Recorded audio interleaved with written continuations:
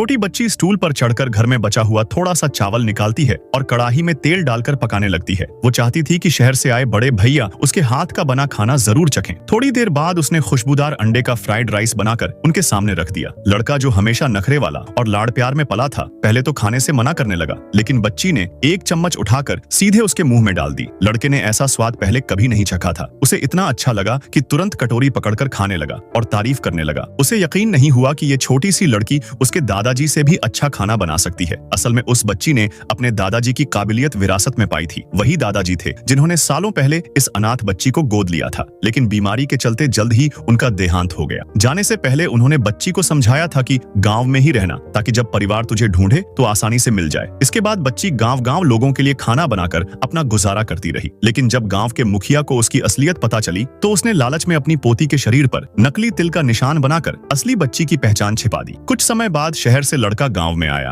और मुखिया की नकली पोती को ले जाने लगा, लेकिन ड्राइवर ने लड़के को ही गांव में छोड़ दिया। लड़का गुस्से से चिल्लाने लगा, पर असल में उसके दादा और पिता टीवी पर ये सब देख रहे थे। इसी दौरान बच्ची सब्जियों की टोकरी लेकर घर लौट रही थी कि अचानक चक्कर खाकर लड़के से टकराई और बेहोश हो गई। पहले तो लड़के को लगा कि यह कोई धोखा है, लेकिन जब उसने देखा कि बच्ची सचमुच बीमार है तो उसे घर तक पहुंचाया। बच्ची का घर टूटा फूटा और बेहद गरीब था। न दवा थी और न ही खाने पीने की चीज। बेहोशी में बच्ची बड़बड़ाती रही, मुझे मत मारो, मैं भिखारी नहीं हूँ दादा, मुझे आपकी याद आ रही है। यह सुनकर लड़के का दिल पसीज गया। उसने काम करने वालों से कहा कि उसके कपड़े उतारकर बच्ची को ओढ़ा दें। जब बच्ची होश में आई तो उसने मासूमियत से पूछा, भैया आप भूखे हो? मैं आपके लिए खाना बनाती हूँ, मेरे हाथ का खाना बहुत अच्छा होता है। इतना कहकर उसने बचा हुआ थोड़ा चावल निकाला और अंडे का फ्राइड राइस बना दिया। टीवी पर बैठे दादा और पिता सोच रहे थे कि लड़का यह खाना नहीं खाएगा, लेकिन उन्होंने देखा कि लड़का मजे से पूरा कटोरा साफ कर गया। यह देखकर दोनों हैरान रह गए, क्योंकि उनका बेटा हमेशा खाने में नखरे करता था। लड़का अब बच्ची से प्रभावित हो गया और उसने वादा किया कि उसे बाहर ले जाएगा। उसने गांव के मुखिया से उसके लिए कपड़े भी मांगे और पैसों का इंतजाम भी किया। हालांकि पहले उसने गुस्से में कहा कि वह इस टूटे घर में नहीं रहेगा, लेकिन अंत में वही बच्ची के घर आ गया और बोला, आज मैं कहाँ सोऊंगा? यह सुनकर बच्ची का चेहरा खिल उठा। उसने तुरंत कहा,